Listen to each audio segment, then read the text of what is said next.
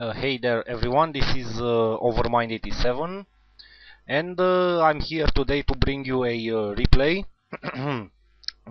between myself. I am the purple Soviet right here. Yes, here we go. So I am the purple Soviet and an ally, and an ally, a teammate of mine, NightCrawler, a HIVE Team member. So this is a HIVE Team replay. We're gonna watch the whole map just because. So basically this will also be a tutorial and as well as a thing just to get us started.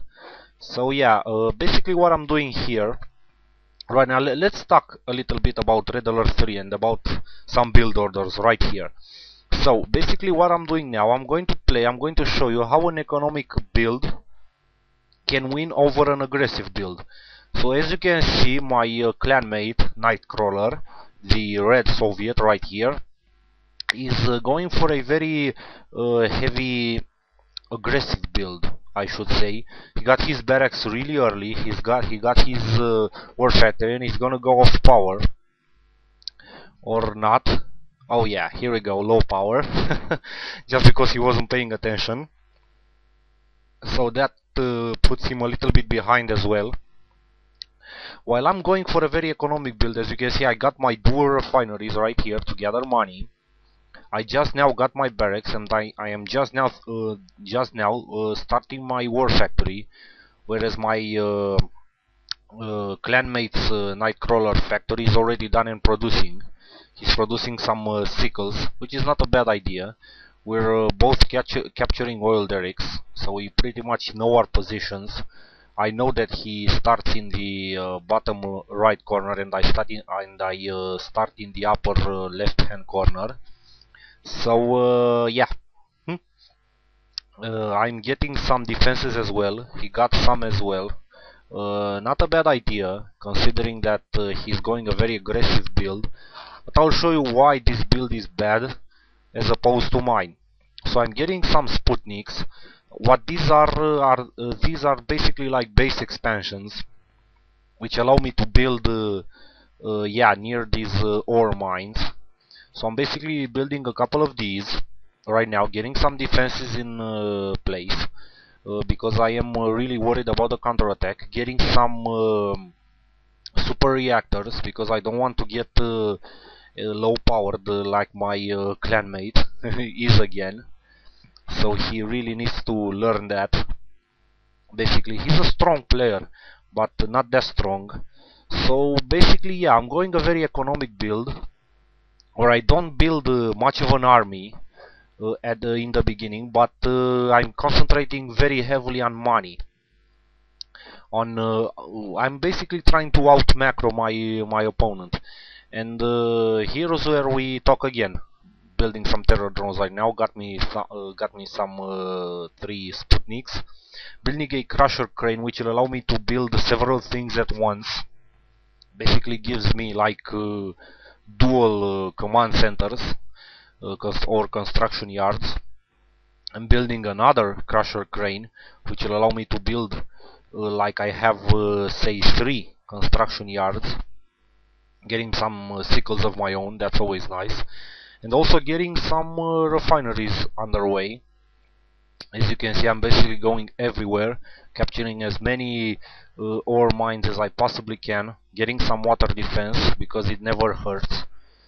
So yeah, what you want to do is put your crusher cranes like right here, because they can repair your units in case you're attacked.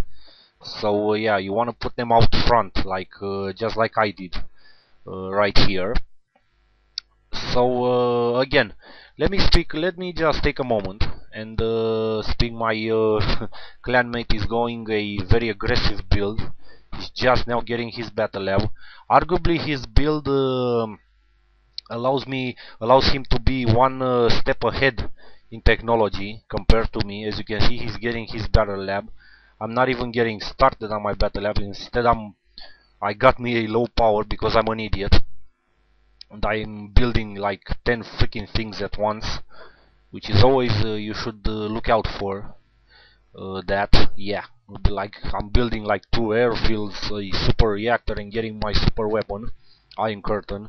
My ally, as you can see, he's already got his own, because he's well, he's going a very, not a very economic build, but a very high-tech build, as I like to call them, where he simply tries to well, outplay me, and in hopes that he'll get a better army composition in the end than mine. But I don't know, he really should have attacked about now, although I don't really recommend it, since look at all these defenses that I have in place. So I don't really think that would work very well. Also have me some pretty large water force right here. So he's got his own. He's got 5 Akula subs. Not a bad choice right there. But yeah, I'm just getting ore mines all over the place. My income is like way better than his, and that's gonna show later in the game. As you can see, I'm just now starting my battle lab, as my opponent's battle lab is way finished, and he's also getting his second super weapon, the vacuum imploder, a very strong super weapon. I want to look out for this, but I think as soon as he gets this, he's gonna go like in low power mode, because he doesn't have that many reactors, and he really should concentrate on building more. Like a couple here won't hurt. Instead, he's building a crusher crane, which will further consume more of his energy. So as you can see, I am way ahead in energy, well, as my opponent is like barely right there. 850 out of 850, and as soon as this is done, he's gonna go on low power. And there he goes. Yeah, so that low power mode deactivates all of your defenses, some of your structures, and as you can see, your super weapons. So that's really not a position you want to be in. Anyway, what I want to talk about, let's talk about, for those of you who are not familiar, this is Red Alert 3. It's a strategy game. Basically, in strategy games, you have to account for like two things. You have to know basically two things, like two of the most important aspects you have to know about this game and learn if you want to play a strategy game really good, are micro and macro. Now let me get into further detail. Like macro is exactly what I'm doing here, like right now. Like I'm building a very large force, I'm basically expanding everywhere, and trying to, that's what I said earlier, I'm trying to out macro my opponent. That's exactly what I meant when I said I want to out macro my opponent. Basically get a better, stronger and larger army faster than him. So I basically outplay him, if you call it at that. Already got 2 airfields in place, and I saw that his super weapon is built right here. Not very well defended. You actually don't want to do this. You want to put your super weapon in a place where you can easily defend it, like say right here. Like right here is a perfect spot for a super weapon, because look at all these defenses and look at my army position. I can defend it easily. He really should have put it like I don't know, like right here. Like this is a very bad spot to place your super weapons, because look, I saw that because I can basically, let's look at my vision, I can see that this is not defended and it's way back. I mean, there's no way that I can attack this without suffering heavy losses to my army, and there would be no point, because no point to that, because he's basically just going to rebuild it again. So as you can see, my macro is like yeah, I'm spending money like a champ. So I'm saying so a lot, aren't I? I gotta stop that, don't you think? Anyway, so I saw my... There I go again. Freaking Christ, I really got to stop that. I saw my my opponent's super weapon like right here, and I said, hey, this is a perfect time to counterattack and hope that I can get his super weapon deactivated, or in other words, destroy it before it activates. As you can see down here, it has like 3 minutes. And mine, I just finished mine. Look where I put it. I put it like right here, as I said earlier, which is perfectly well defended. I could have put it arguably exactly right here, but it's kind of in the center, and I really don't want to do that. So this is actually a perfect spot. This, not so much. As you can see, he saw my my coming forces, and he's trying to put some defenses in place, but that's not really going to work. And here we go. He's sending his twin blades, attack choppers. I use my iron curtain, which makes my units temporarily invincible. As you can see, these red units, and he's actually doing a very bad thing. Like, he's like focus firing those units that are invincible. Like, you really have to shoot these units that are not invincible. Anyway, this strike force was actually meant as a sacrifice to take out his super weapon, which is exactly what it meant. So yeah, now is the time to retreat. As you can see, this was a very bad spot for my opponent and my clanmate to put his super weapon. I basically killed his super weapon with these, and I also had time to back out my forces, save some of my forces, and I sent these 3 Akula subs to sacrifice, so that my stingrays will escape. I love the stingray. Look at that. He can just walk on land, on sea, anywhere. It's basically a moving Tesla coil. So anyway, I'm getting really off track here. Yeah, let's look at both our visions, see the entire map.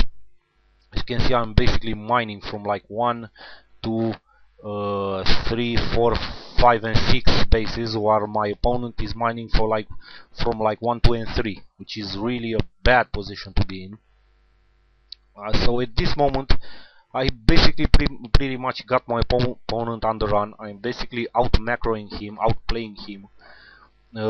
He really should have attacked a lot earlier, and I really would not recommend getting this many twin blades, because just a couple of my anti-air bullfrogs would just tear those twin blades to shreds.